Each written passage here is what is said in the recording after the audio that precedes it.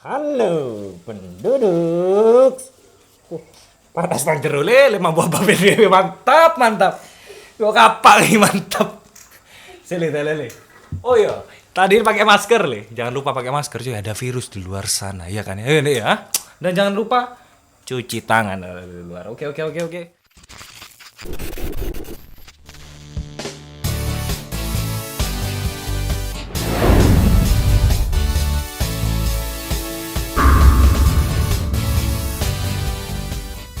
Kembali lagi di YouTube kita yang bernama, kan udah tahu semua kan, kalem, kampret, mantep. Katep pun mantep. Kalem Kamis malam minggu ini kita akan membahas tentang apa ini? Seseorang atau membahas seseorang aja tentang dokter ya le ya. Dokter yang apa? Pesi apa ini? Psikiater, psikopit kan. Psikopat dokter dari mana? Inggris ya kalau udah tahu. Iya Inggris. Tambah nyontek dikit ya kan ya. Oke dokter, ini biodatanya dulu ya aku jelaskan, yang bernama Harold Shipman. Oh sip lah gitu. Sip temen nih.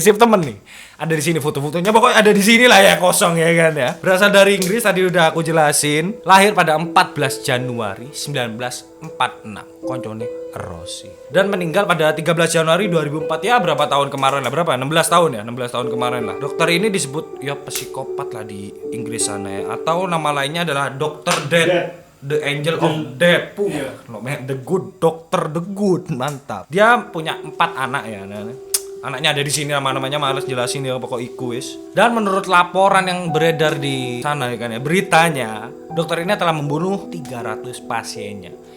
Ia juga dijuluki sebagai pembunuh serial Inggris paling mematikan abad ini cuy. Laporan ini berasal dari The Greater Manchester Family ya kan, family dokter, kayak berita kayak di web gitulah. Dia telah mencatat lebih dari 297 kematian sepanjang 24 tahun si dokter ini bekerja cuy, karirnya si Harold Shipman nih. Dan laporan-laporannya itu ya Le ya, diminta oleh Menteri Kesehatan Alan Milburn. Ben nih. Setelah mendengar pengakuan si Shipman ini, si Harold ini sendiri mengaku ya, awal Januari tahun 2000-an bahwa ia telah menyuntik mati 15 pasien perempuan tua, pasiennya ya disuntik mati. Adapun pemimpin audit klinik Shipman adalah Richard Barker dari Universitas Leicester. Ya pokok laporannya si Shipman itu sendiri, dia ngomong sendiri kalau telah membunuh 15 pasiennya. Si Shipman ini membunuh korbannya di ruang prakteknya, di mana mereka gimana ya? Kalau di ruang praktek kan sendirian pasti sih, masuk pasiennya loh. Kan enggak sama saudaranya, jadi disikat di situ ya, lagi sendirian di dalam ruangannya. Ia menyuntik mati bener. Yang disuntikkan ini dosis masif namanya, diamorfin namanya. Mungkin ada di sini penjelasannya ya. Oh iya, jelas namanya bisa deh. Apa? Ya pokoknya keseharian dokter ini nih ramah, terlihat baik. Ya iku mau. Pokoknya keseharian dokter iku ramah rek.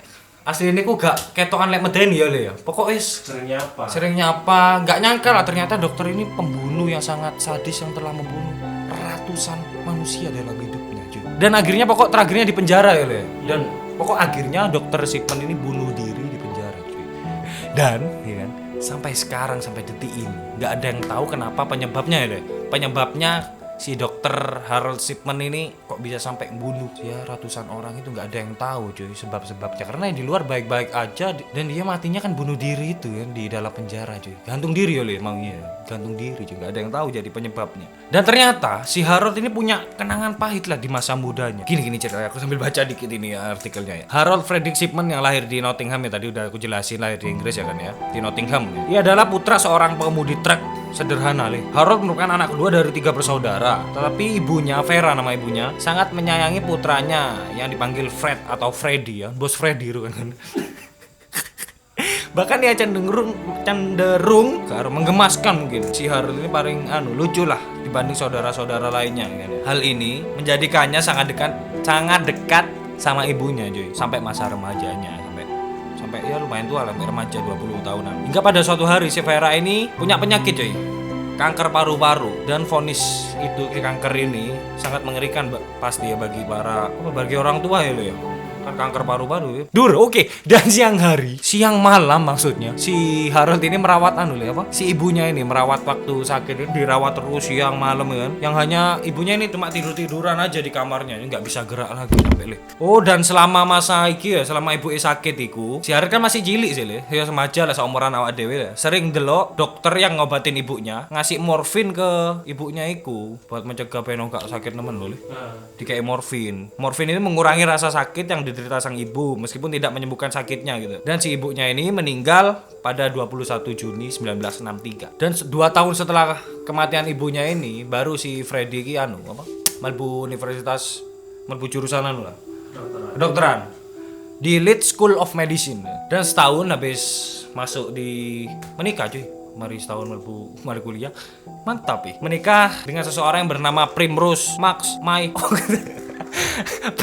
May Octobi. Dan yang tadi telah dia punya 4 anak, aku jelasin ya. Dan yang terakhir kayak kesimpulannya ini apa ya, pembunuhannya itu pasti rapi gak gak ada yang tahu lah selama bertahun-tahun itu ternyata itu yang bunuh si bukan ternyata bukan sakit gitu loh. Kira gini. Shipman ini mulai bekerja sebagai dokter umum di Hyde panjang awal tahun 1980-an pada tahun 8. Dan karirnya mulus lah ya kan ya. Ia akhirnya memulai praktek sendiri di 21 Market Street pada tahun 1983. Shipman menjadi anggota komunitas tempat yang disegani pastinya karena baiknya namanya pokok terkenal bersih lah, baik lah. Dan ia juga disukai oleh banyak orang. Pasiennya terbilang lumayan banyak, bahkan pernah beberapa kali diwawancarai oleh acara TV cuy. Saking baiknya dan dokter hebat kan. Hingga akhirnya pada Maret 1988, Linda Reynolds dari Donnybrook Surgery di Hyde HYDE menyatakan keprihatinannya kepada John Pollard, seorang koroner distrik Manchester Selatan. Angel. Reynolds ini merasa aneh dengan tingkat kematian yang di kota ini meningkat cuy. Kenapa tambah banyak yang meningkat? Dan ada juga orang curiga juga bernama Alan Massey, seorang pengurus rumah duka di kota Hyde Inggris ini juga merasa heran dan curiga dengan sejumlah jenazah yang ditanganinya. Kenapa ya jenazahnya itu mirip-mirip kayak orang-orang tua gitu juga, wanita orang-orang tua gitu mirip-mirip. Dan semuanya pastinya yang pernah ditangani oleh si Harold Shipman itu gitu loh. Sampai sekarang masih diselidiki nih kenapa nih. Kan pernah diwawancara sama polisi. Oh iya, dan juga sini juga pernah diwawancarai oleh polisi ya kan. Cuplikannya ada di sini, kita dengar bareng-bareng suaranya, oke? You've been to a house, rolled the sleeve up, administered morphine, killed her. That's what happened, isn't it, doctor? No. The levels were such that this woman actually died from the toxicity of morphine, not as you wrongly diagnosed. In plain speaking, you murdered her. No. Oke, Bray. Ya kan? Gimana? Kalau kalian punya dokter yang lain, dokter sunat. Dokter cinta. Hah? Dokter cinta. Dokter cinta Docia tulis di bawah ya kan ya. Tulis di bawah, ya. Bawah selangkangan di kanan.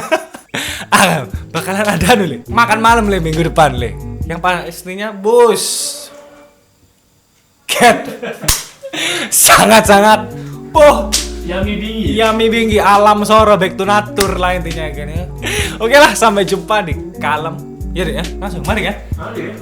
Mari besok sampai jumpa di Kalem minggu depan. Dan aku ingetin lah, tetap di rumah dan pakai masker cuy. Oke ya deh ya. Jangan lupa kalau habis keluar dari rumah cuci tangan. Oke. Sampai jumpa di Kalem Kamis malam minggu depan bersama Dokter Harold Shipman. Gak masker